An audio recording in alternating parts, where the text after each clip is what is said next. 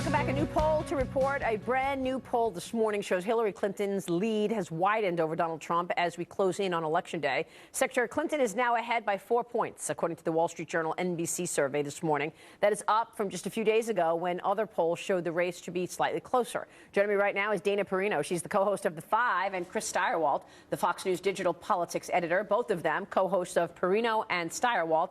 I'll tell you what, here on the Fox News channel. Good to see you both. We love to hear how people say, I'll tell you what. You have a good version. Okay, good. Congrats on the show, on the new show, by the way. It's been how do you see the race right now? I think it is probably right where it is in terms of the national vote, but the battleground states are a little bit tighter. I would defer to my pollster expert over here, but Democrats have seen about 90% of Democrats say that they will vote for Hillary Clinton. Donald Trump's been able to get Republicans up to 87%. That's a lot better than where he was in July. So turnout now is the most important thing. And what do you think, Chris? No, that's 100% right. The broad misunderstanding about the race in the last several weeks was that it was about James Comey. It wasn't about James Comey. It was about Republicans coming home. And by and large, the Republican Party, now, they ain't as home as the Democrats is home, but they're home. And the Republicans in large part. So Donald Trump's not going to do as well among Republicans as Mitt Romney or John McCain did. But he is going to do better with Democrats and certain key groups. You know, it's interesting because when you saw what Paul Ryan said today, I'm ready to campaign with Donald Trump. Really? It's 48 hours away from Election Day. So this really matters now, or will voters who are supporters of Trump be mad at him?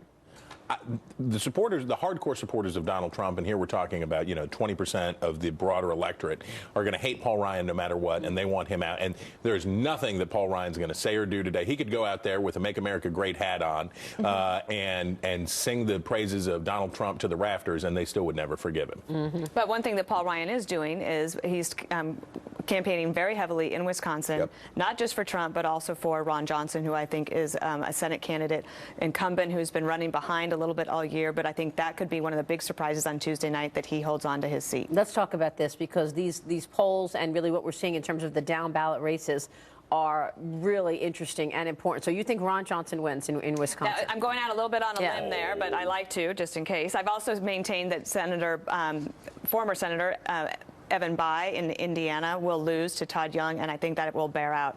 The true toss-ups are certainly North Carolina with Burr, Nevada, Heck, and New Hampshire with Ayotte.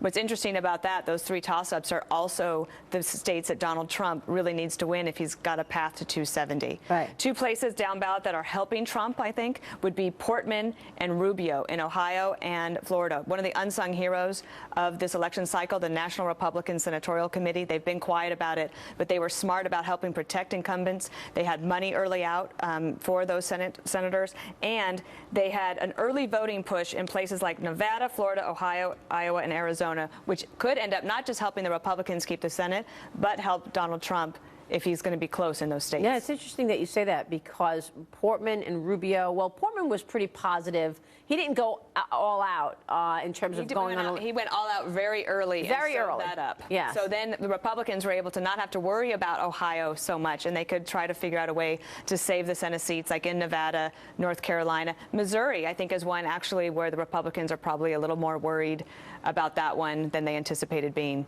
And Rubio in Florida, it's amazing to me how close Florida is between Clinton and Trump. Could not be closer. It could not be closer. And you think, do you agree with Dana, Chris, that I better. What's the question?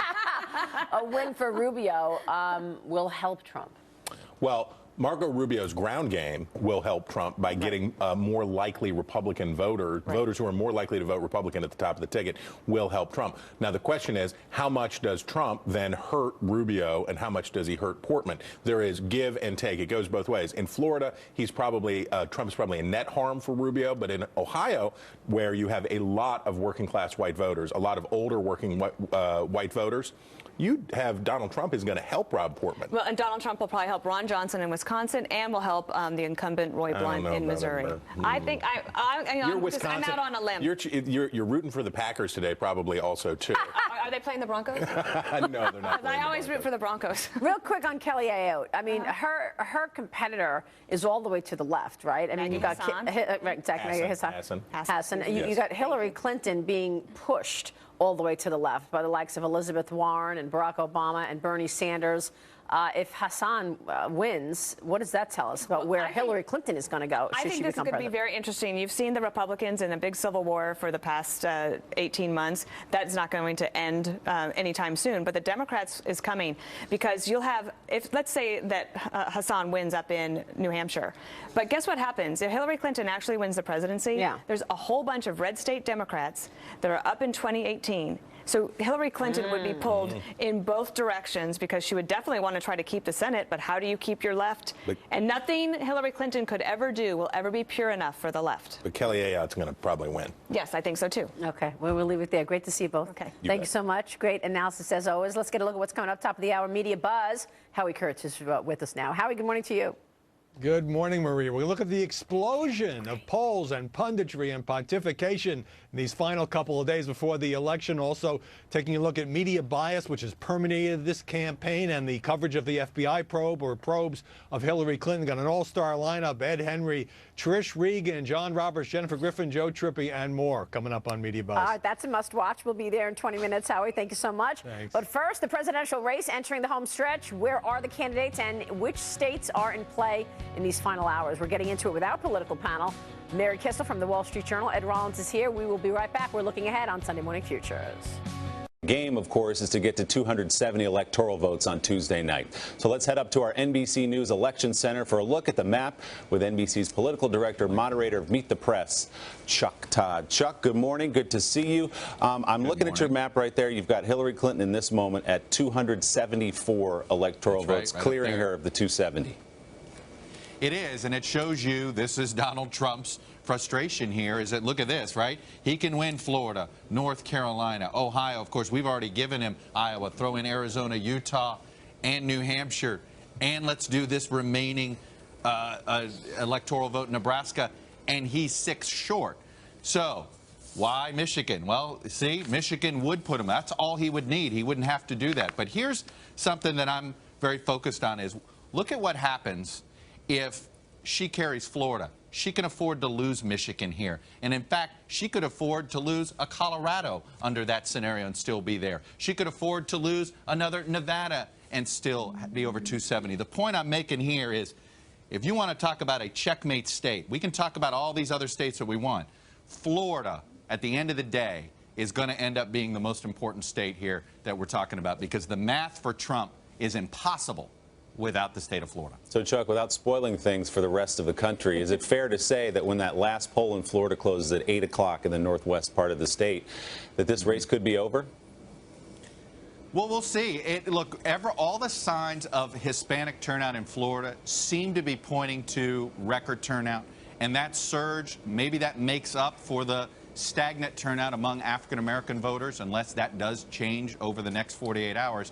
But you could tell there are a lot of very nervous Republicans this weekend as they've been digging through that early vote and seeing who showed up to the polls. We don't know how these folks actually voted, but when you see the demographic makeup of who has showed up in Florida, it has Republicans very concerned that perhaps Trump is going to come up short.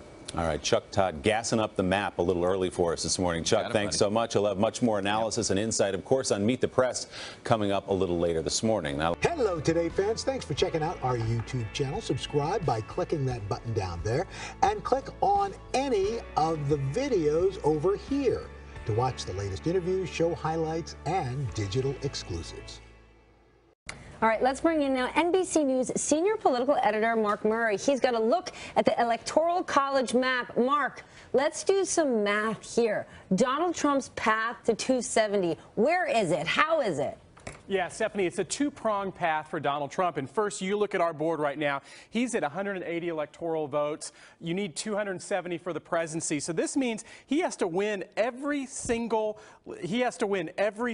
battleground state. So let's go into this. He's got to win every battleground. In talking about Florida, for example, he's got to win North Carolina. He has to win New Hampshire and Ohio. So you end up going into those, and then he has to be able to pick off one of the places in the Midwest, Stephanie, so a Michigan, a Pennsylvania, just to be able to get to 270 electoral votes. And so that really is what Donald Trump has to be able to do, win all the toss-ups and then pick off some place where Hillary Clinton is strong and leading in the polls right now. That is a narrow path for Donald Trump. If you're Hillary Clinton, Florida, is it a must-win? Florida is a must. Well, for Hillary Clinton, Florida is a luxury, but I will tell you, it is an even-Steven contest in this race. So if Hillary Clinton ends up winning Florida, if she ends up winning North Carolina, it's almost game over. But really, Hillary Clinton, one thing, if she's able to hold the Pennsylvania, if she is able to hold Michigan, Wisconsin, what she needs to do, the final pieces of the puzzle, is either win one of New Hampshire or win one of Nevada, and that would be her goal to be staying over 270. As you end up, as Peter mentioned, Donald Trump is headed out west to try to maybe pick off one of those states. Well, we'll see, Mark. These candidates, they are working overtime this weekend. All right, thanks, Mark Murray, joining us from D.C. Thank you, Stephanie. Hello, Today fans. Thanks for checking out our YouTube channel. Subscribe by clicking that button down there and click on any of the videos over here to watch the latest interviews, show highlights, and digital exclusives. Just 2 days till Election Day, and across the country, some 40 million people have already cast their ballot. There were long lines in both North Carolina and in Ohio as early voting came to a close. And our last round of CBS News Battleground Tracker polls before the election show a dead heat in Florida, where the candidates are tied at 45% of the vote. In Ohio, Donald Trump has a 1-point edge over Hillary Clinton, 46% to 45%. We're back now with some more insight into why this race is tightening with CBS News Elections Director Anthony Salvanto, who is in our New York studio. Anthony, it's our last meeting before Election Day. So what are you seeing in these numbers out of Florida and Ohio? Since we last talked, these races have gotten tighter. Trump now up a point in Ohio. It's even in Florida. And the reason is that he's gotten a few more of those previously unsure voters. There weren't a lot of them to start with, but they've moved toward Donald Trump. And one of the reasons, I think, is that we asked people how they saw each of these candidates relative to this political system. The majority are saying now that they feel like Hillary Clinton is part of what's wrong with politics. But by the same token, they see Donald Trump now as entirely separate from the political system, neither what's wrong nor what's right. And you can imagine that some of those unsure voters on the fence have moved a little bit towards him because of that. Now, whether that's enough to carry him to a win, we'll have to see, and that'll probably, as always, come down to turnout. And that's why he's been hammering that change message here in the final stretch. In Florida, I want to ask you about Latino voters. The Clinton campaign Democrats very enthusiastic about the early voting by Latinos. Did any of that show up in your numbers? It does. They are strongly for Hillary Clinton. She will need that in order to win. If you look at the early vote, the ones that have been cast so far, it looks like an uptick in Latino turnout in Florida, larger than it might have been was in 2012. And that's a good sign for her. The tough part for her, though, is what's still out there, what's outstanding, still looks like it's a little bit younger than the rest of the electorate, and that means to get the rest of the coalition that she needs in Florida, she's still going to need a strong turnout come Election Day. Staying on the idea of early and absentee voting in these states, does it look like in your numbers that Republicans are voting for the Republican candidate and Democrats for the Democrat? Democrats for the Democrat and Republicans for the Republicans. In fact, one of the things that's bolstering Donald Trump a little bit is that he's gotten some Republicans coming back to him now. You and I all year have been following this story of reluctant Republicans, that he just wasn't getting enough of that base. They're starting to come home. He's ticking up with them in both of these states, and that's helping move the needle for him a little bit. How about on Tuesday? What are you going to be looking for? What should we pay attention to? Yeah, it's sort of the map versus momentum in some sense, which is the map still favors, even if narrowly, Hillary Clinton because you've got all these states that are reliably Democratic that we think are likely going to be in her camp. But the trend line in some of the national polls and a lot of these states has been towards Donald Trump. And so the question is whether or not he can start to either flip some of those Democratic states, and we'll know that fairly early. You'll get an early closing in Virginia. You'll get an 8 o'clock Eastern closing in places like Pennsylvania. Those are states Hillary Clinton all but has to win. If you see those states tight and competitive, they can't be projected early, that could be a sign of a good night for Donald Trump. If Hillary Clinton does hang on, she'll probably do so with the help of Hispanic voters and also with the help of women with college degrees. That's been a big part of her coalition so far. I think you'll see a large gender gap. In fact, if you don't see that large gender gap, given Donald Trump's strength with men, that could be a very good sign for him. Okay, Anthony, thanks. We'll see you on Tuesday night. Thanks, John. We're looking at this upper Midwest region here. Minnesota, Wisconsin, Michigan, Pennsylvania. This is the heart of Hillary Clinton's electoral map advantage. Take a look at the most recent poll we've seen out of Michigan. 42% to 38%. That's a 4-point race in a state where Barack Obama beat Mitt Romney by 9 points. This is too close for comfort for the Democrats. That's why you see so much campaign activity there. Also out last night, a brand new Des Moines Register poll in Iowa, 46% to 39%, a 7-point lead for Donald Trump in Iowa. This causes concern not so much about Iowa, which the Clinton folks already thought was out of reach, but what else is happening around Iowa if that is happening in Iowa. Let's go to the electoral map and look at the path to 270. This is the current battleground map. Hillary Clinton at 268, only 2 shy of 270. Where does she go to find it? Well, they feel pretty good about Nevada. They think the early vote there is really good. That gets her over to 274. But this is what's critical. If Donald Trump is able to dig into a place like Michigan, look at that. It drops Hillary Clinton down to 258. Where does she go to find the rest? She must get a big battleground prize like a Florida or a North Carolina. That would do it to get her back over 270. But that is going to require some work. That is why you see Barack Obama, Hillary Clinton, Bill Clinton heading to Michigan in the final days. They need to keep fortifying that blue wall. Jake?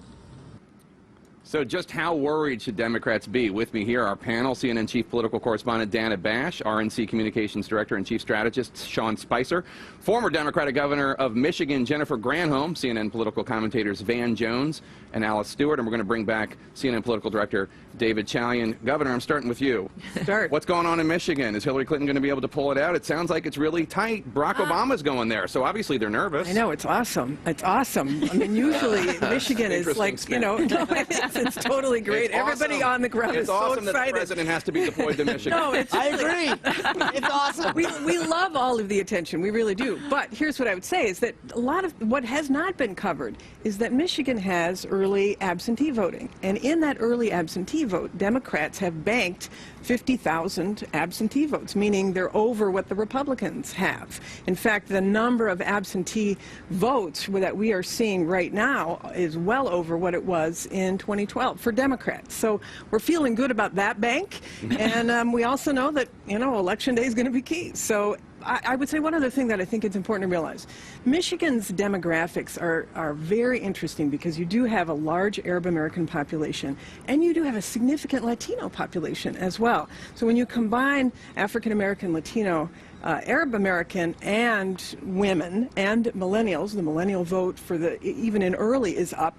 We're encouraged. Well, Sean, I wouldn't want to put my money in that bank. Well, let me tell you what's going on here. About right now, man. Right now. Governor, since 1988, a Republican hasn't carried Michigan. The idea that you're deploying the President of the United States 48 hours from an election to go to Michigan says that that blue wall has cracked big time. Iowa hasn't been carried, was carried twice by Obama, 7-point lead according to the Des Moines Register. But state after state. Trump is not ahead in Michigan. Trump has not been ahead in Michigan. Why then you're wasting the President of the United States' time then? Tell him to go somewhere else. Dana, why is the president going to Michigan? Because Democrats in Michigan who are not on television when they don't have to be, with all due respect, to be very positive are saying, and I've talked to some yesterday, that they're very worried. Because it is narrow and they don't want to take any chances. Well, that's for sure. You don't want to take any chances. Speaking of awesome, to the governor's point, what's really awesome is 2 weeks ago, Hillary Clinton was leading in Michigan by 13 points. Slowly, it's gone from 8 to 6 to 5. Now she's only 4 points ahead in a state where Democrats have won that since 1988. And speaking of on the air, Hillary's putting $2 million on the air in Michigan. That, in addition to President Obama being there, they're worried. What's going on? Beds are damp. People are wetting their beds. You're saying Democrats are wetting their beds. In general. But that's a 4-point lead. That's within the margin of error. That's scary for Democrats. Absolutely, and I'll tell you why. There is a crack in the blue wall, and it has to do with trade. This is the ghost of Bernie Sanders. Yep. There is a discontent with some Democratic voters over trade, and some blame Hillary Clinton, and so you've got to go back there and shore back up. But here's the reality. There is a clear case to be made, and it's being made by Democrats to stay home, come here. Listen, you don't like where the bus is going, you don't let a drunk guy drive the bus to solve the problem. But listen, there's no point pretending that there's not some concern here. And David, let me just say, it makes sense that if there is concern that white working class voters who are supporting Trump overwhelmingly in Iowa and Ohio, 2 states where Donald Trump is favored, are really surging and really showing him strong support, why wouldn't they show up in Michigan? That's right. And I also think this speaks, and Sean probably can speak more to this than anybody else at the table here, but to the power of big data right now. Because what is happening is, and this is both sides, right? I mean, Robbie Mook said Michigan is tightening. He sees it. Robbie Mook, the Clinton campaign.